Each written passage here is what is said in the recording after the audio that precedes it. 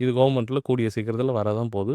வரும்போது எல்லா பெண்களும் அதை போட்டுக்கிறது நல்லது. முக்கியமான ஏஜ் குரூப் 9லேருந்து 11 வரலையும், அதாவது அடலசன்ட் ஏஜ் குரூப்புக்கு போகிறதுக்கு முன்னாடியே. சரி, இப்போது எனக்கு வயசு 25 போடலாமா? போடலாம். Before sexual intercourse that is must.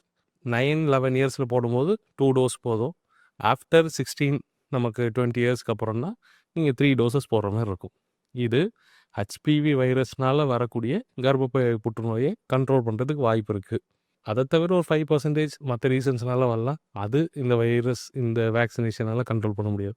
But majorities இந்த வைரஸ்னால தான் வருதுங்கிறதுனால அதுக்கு அகேன்ஸ்டாக நமக்கு வேக்சினேஷன் கண்டுபிடிச்சிருக்காங்க. அது கூடிய சீக்கிரம் நம்மளோட இம்யூனைசேஷன் ஷெட்யூலே வந்துடும்.